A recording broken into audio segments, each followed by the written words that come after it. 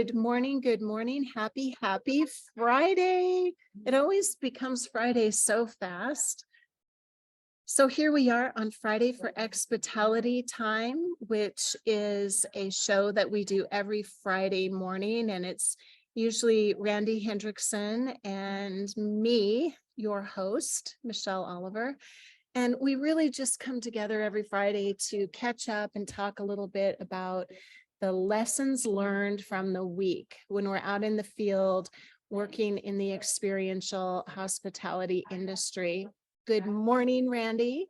Good morning, Michelle Oliver. How are you?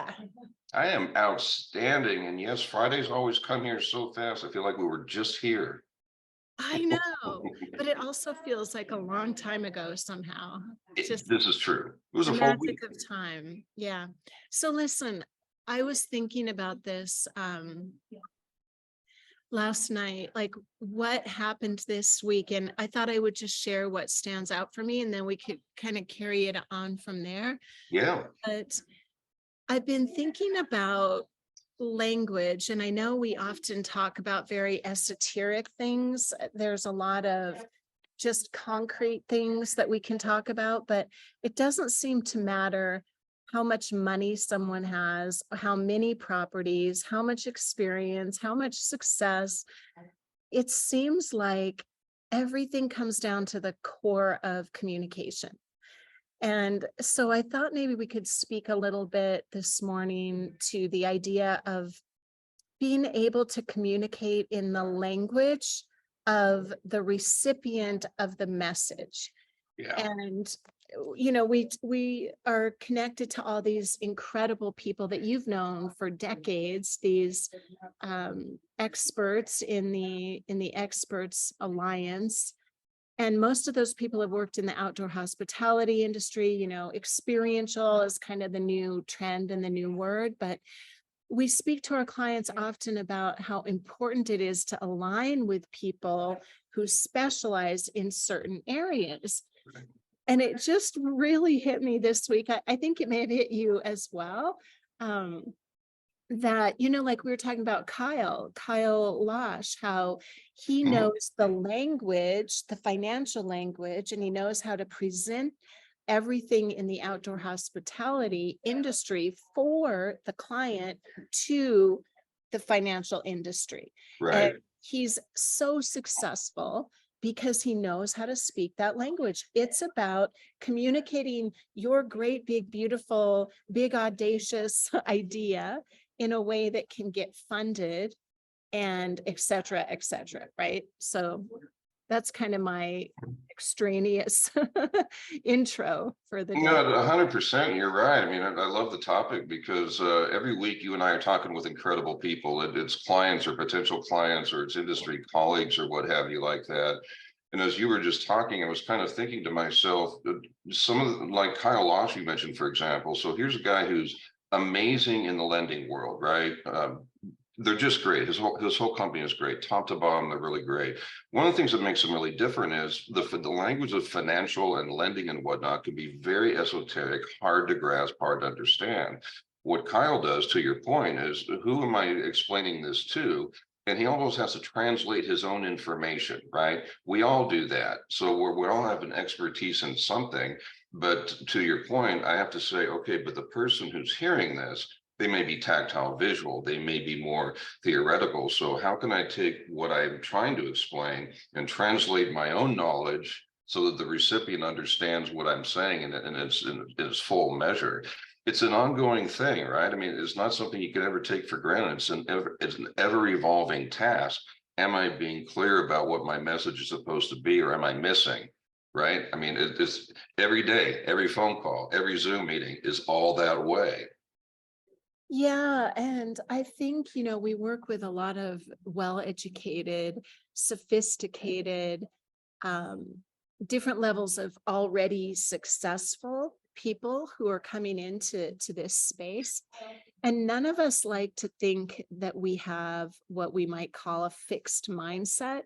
Right. But it's really true that we do. We just can't help it. We come with, and I know we spoke a little bit about this last week as well, but when you come to a new project, there is going to be language that you may be perceiving as meaning something that it doesn't even mean.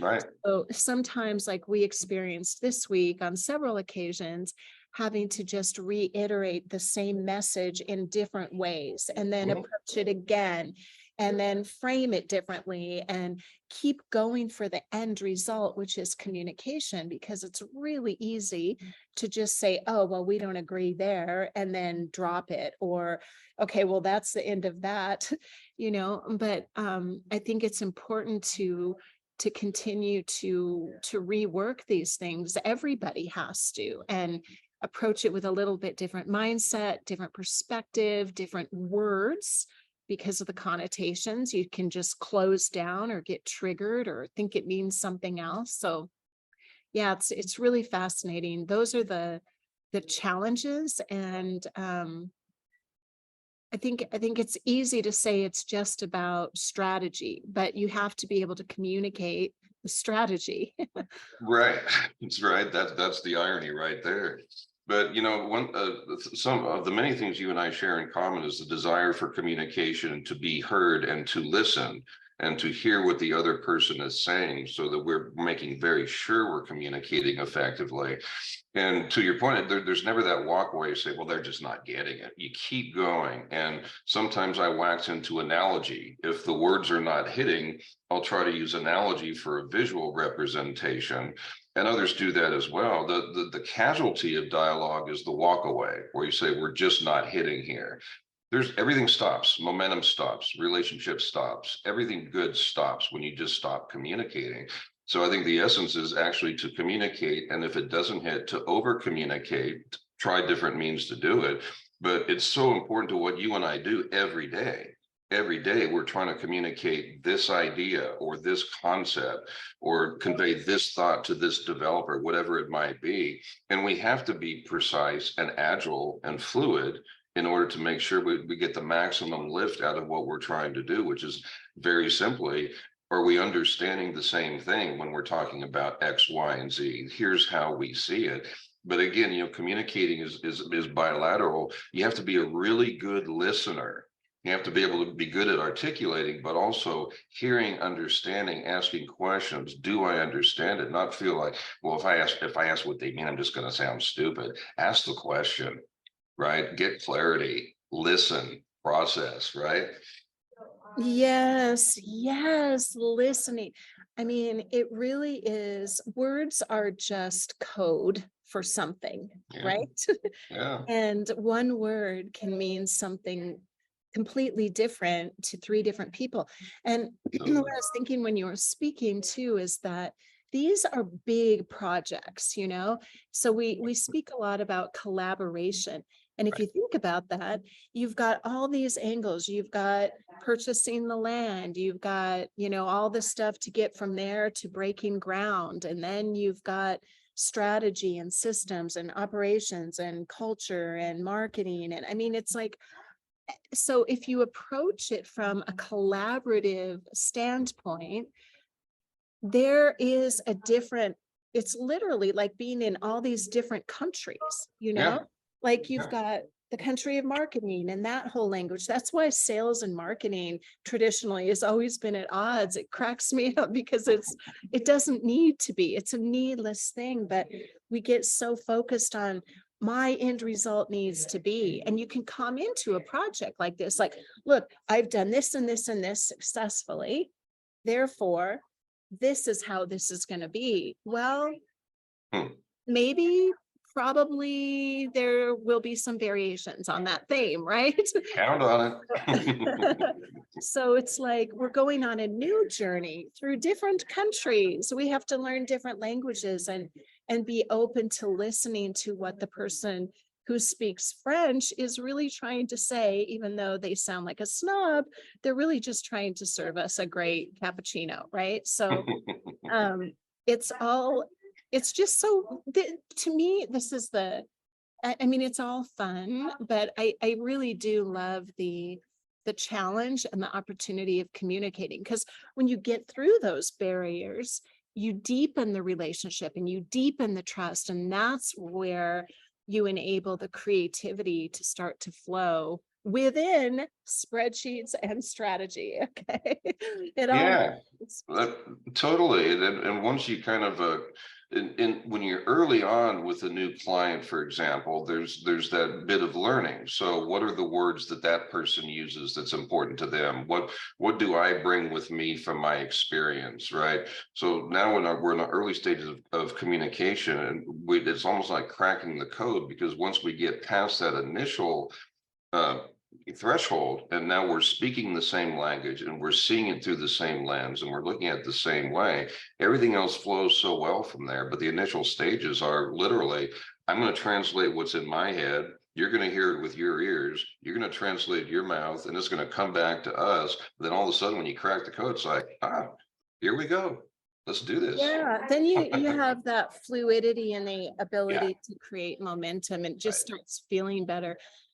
This too, I know I always come back to vision, but this is, so when we start working with a client, we always start with this visioning process, and think about it in terms of that. Like, a lot of people say, okay, that's kind of too esoteric or too foo-foo or too, but it's really the absolute foundation of everything. And as an owner, you can have a very clear vision. You can have certainty and conviction about it. But again, it comes back to, how am I going to translate that message Right. so that it becomes meaningful to my team and meaningful to my guest?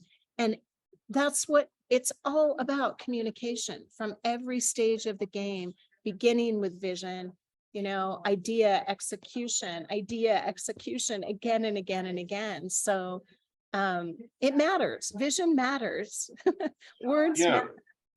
vision matters, vision plus execution, right? Because there's some folks I know, God bless them, they're very good theoreticians and they're very good at the vision process, but they don't take the action on it. So all they're left with is the vision. There's no tangible manifestation of it, but vision plus action equals results. And then your vision becomes reality.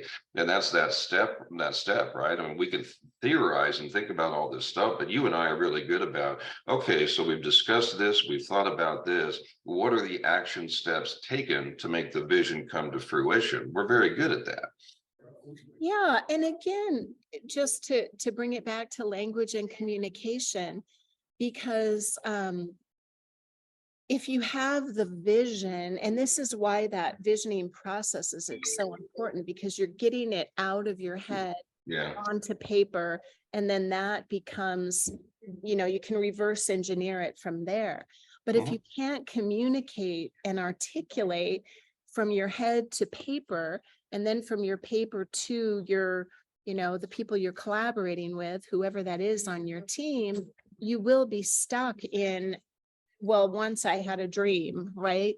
Exactly. Yeah. Once Why upon isn't anything happening? Why Yeah. isn't anything happening with my vision? Well, because you didn't act. Yeah. And you have to be able to communicate, Totally. to act. So it's just, what we all do every single day, and becoming more aware. And but I do think being humble is a big part of it, like bringing humility. When you said listening, Yeah. how often do we really just, active listening is the big thing, but people can even get caught up in, okay, I am now officially actively listening, I will feed back to you what you said. But it's really like kind of letting some of your barriers drop, and Yes. being more receptive to being curious, like, okay, this person is here, they've hired us, or, they have hired us and they're not listening to us. That kind of happens sometimes, or vice versa. But how often do we just kind of sit there in a rigid mindset because of fear or protection or something that we're not aware of? And we really do, it's very helpful just to be willing to be vulnerable, humble, curious. I wonder why that person is here. and what do they really mean by what they're saying, which means you kind of have to assume the best about people. Like, okay, we're on the same page ultimately at some level, right? Like client and consultant is in this case. So anyway. Yeah, So, being humble and being aware and dispensing of the ego and not being afraid to say, I just don't think I understood that. Can we try that again? It's when you start erecting these barriers or these blockades that say, well, I can't appear that I don't know what I'm talking about, so I'll just nod my head. Well, what have you really done? You've just killed communication. So you have to be humble and listen and pay attention and be present to say, I think what I heard was X, Y, and Z. Does that sound right to you? Because what I'm hearing is this. Then great things happen. There's no mountain that can't be moved, because if you're humble enough to say, I need to hear that a different way. Can you help me do that? There's nothing weak about that. That's the ultimate strength. That's the strength of vulnerability, is being able to have that courage to say, I'm not getting it. Let's try that again. Then great things happen. yeah. Yeah, for me, it's like, I think following my intuition is so important. Like if you feel something inside where it's like, for me, it's like, if I don't feel the connection that I have served that client, like where it's, you Mhm. can just tell, okay, we've had delivery, we've got communication, just addressing that head on. Right. Where am I failing you? Where are we falling down here? Where do you not feel supported? And just asking those, what might feel like hard, they don't feel like hard questions to me anymore. No. They're just like, this is what's happening in the moment.